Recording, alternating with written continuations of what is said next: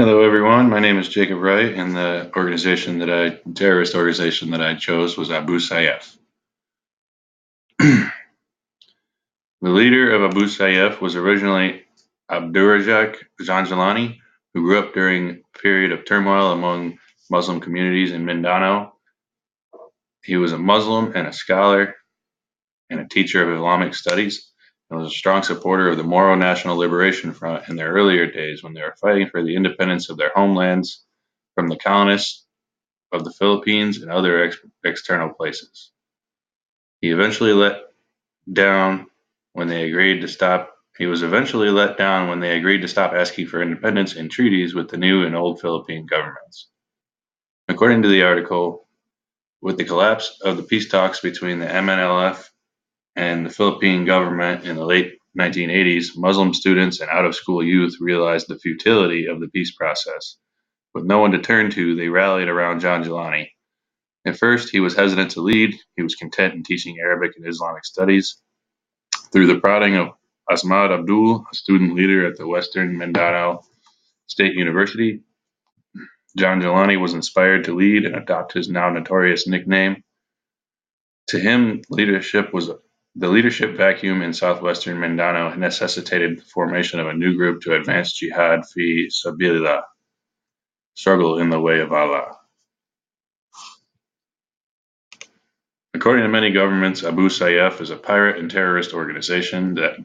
That being said, unlike many terrorist groups, it's easy to sympathize with their cause. The region they come from is mostly Muslim and has been massacred and harassed and essentially ignored by the Philippine Congress with little representation. They ask for independence since they are basically on their own anyway and turn it down time and time again. The organizations created to fight for them and make their voices be heard keep rolling over and quitting, reforming under new leadership, and then rolling over and quitting. It's a bad habit. This organization is motivated by multiple factors, including political, religious, economic, and social. These factors are the whole reason they demanded their independence in the first place. Then they were fought, beaten back, and then ignored again.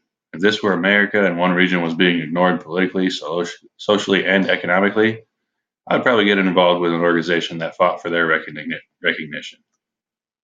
To ignore 5 million people and then ignore their demands for freedom from the government harasses them is beyond enough motivation to want to take up arms and fight for their freedom they were denied. America did it to the British, and now it is one of the most powerful countries in the world, but we would deny them their chance to do the same. The ASG was founded in 1991 by John Jelani, who had studied in the Middle East with the support of a fundamentalist organization called the Islamic Tabligh. John Jelani was radicalized while traveling the Middle East, where he met Osama bin Laden and is rumored to have fought alongside him. When he returned to the Philippines, he came with the intent to make the South Philippines into an Islamic state free from the oppression and abuse of the Philippine government. He recruited other unsatisfied MNLF members into what eventually became the Abu Sayyaf group. These former members held more radical beliefs than average MNLF members. Throughout the 1990s, ASG conducted violent attacks focusing on Christians and foreigners, while more traditional organizations avoided them in their violent tactics. Their relationship with Al-Qaeda grew. Al-Qaeda would provide financing and training, and bin Laden's own brother financed them directly. Ramzi Youssef and Khalid Sheikh Mohammed also trained and helped plan attacks, including the Banjika plot, in which 12 airplanes were to be bombed over the Pacific Ocean. The Bojika plot was never executed. The botched manufacturing of explosive in Youssef's Manila apartment led to a fire and the discovery of the plot in January 1995. Youssef was arrested later that year, and Khalid was prevented from re-entering the Philippines due to his association with the plot, thus effectively cutting off their connection with Al-Qaeda. After Philippine forces killed John Jelani in a 1998 shootout, the ASG fractured into two factions.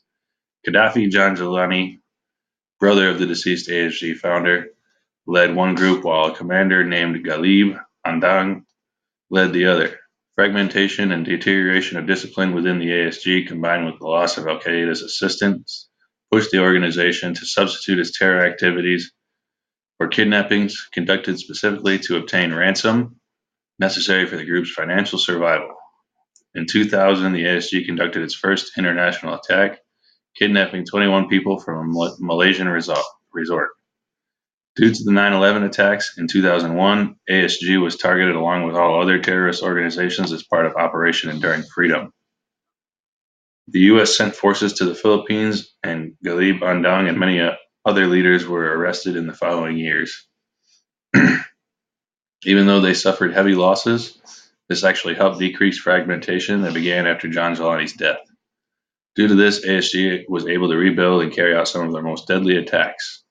These included the ASG's deadliest attack, the 2004 Super Ferry 14 bombing in Manila Bay that killed 116 people, and the 2005 Valentine's Day bombings. Because of these attacks, the AFP stepped up operations, and in 2006, Gaddafi John Jelani was killed.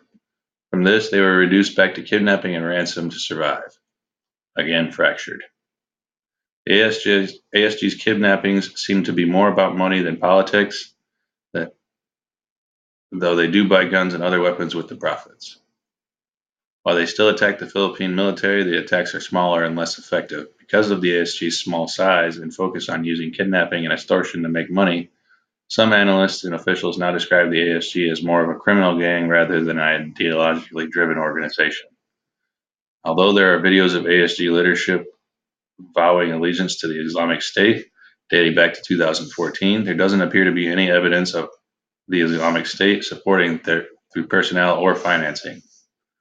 It is possible that these videos were a desperate attempt to make a connection and possibly secure financing, to which it appears the ISIS gave a big middle finger. According to an article by Kevin Duffy, although the group garners significantly less attention in the United States than it does its Middle Eastern counterparts, Abu Sayyaf, which for many years maintained connections with al-Qaeda and has more recently become increasingly linked to ISIS, has constituted a serious threat to the Philippines for nearly 30 years. While they have not directly affected the United States, they do affect our allies. They have been the most effective maritime terrorists in history due to their proximity to the Sulu. Because of this, they were able to carry out the most deadly maritime attack in 2014 against the... Yeah, I already said that. In June 2017, Abu Sayyaf and another extremist group backed by ISIS took over a town in the southern Philippines called Marawi City. U.S. Special Forces were dispatched to assist in clearing the town, though supposedly only in an advisory capacity due to the fact that it is illegal for foreign forces to fight in the Philippines. According to an article in the Atlantic News that U.S. and Philippine forces were working together is significant because the country's president, Rodrigo Duterte, has threatened to kick out the U.S. military. The U.S. was able to hold on long enough to fix the damage the Obama administration had done to relations with the Philippines, and now we are able to assist the Philippines military to fight this terrorist threat in Southeast Asia. U.S. interest in addressing the Abu Sayyaf threat was strengthened by the kidnapping of U.S. nationals and alleged links between the group and al-Qaeda. Though their ties weakened from 1995 on, there have been alleged ties to ISIS as of late, and the fear that as they lose ground in the Middle East, ISIS may send fighters to assist Abu Sayyaf in the Philippines in a strong motivation to bring them to an end. The Philippines government has received financial aid from the U.S. and other allies in their fight against the enemies. With our own debt rising, it may not be wise to finance other countries' wars without our own troops engaged in the fight, but due to military restrictions. An Islamic militant and member of Abu Sayyaf by the name of Hajar Abdul Mubin, aka Abu Asri, was captured and charged under Section 130KA of the Penal Code and faces life imprisonment and a fine. His case, along with others, was transferred to high court in the Philippines, which is, of course, the highest court in the country.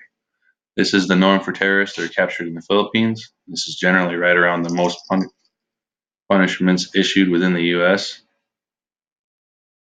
Some are stricter, though none of them are less strict.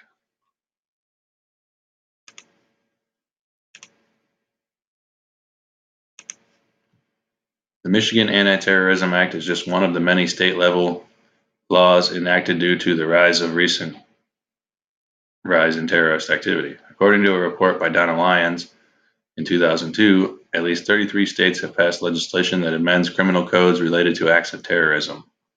Michigan lawmakers passed a package of measures that includes the Michigan Anti-Terrorism Act. It creates criminal penalties for an act of terrorism defined as a violent felony intended to intimidate or coerce a civilian population or influence or affect the conduct of a government. This is similar to the federal laws that have passed and amended since and in response to 9/11. According to the Michigan Penal Code, terrorism is a felony punishable by imprisonment for life or any term of years or a fine of not more than $100,000, or both.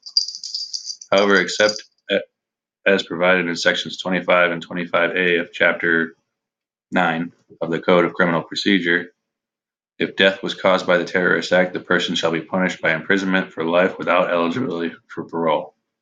This is similar to those of federal laws. As defined by 18 U.S. Code Chapter 113 Bravo, whoever kills a national of the United States while such a national is outside the United States shall, if the killing is murder, be fined under this title, punished by death or imprisonment for any term of years or for life or both. 2. If the killing is a voluntary manslaughter as defined in section 1112A of this title, be fined under this title or imprisoned not more than 10 years or both. And if the killing is involuntary manslaughter as defined in this section, be fined under this title or imprisoned not more than 3 years or both. Though the federal laws are more elaborate and allow for incidentals, such as specifics like involuntary manslaughter, the states have finally put their foot down and shown that they are just as serious as the federal government about punishing terrorists. That is the end of my presentation, and I hope you all have a wonderful night or day or whatever it is when you're watching this.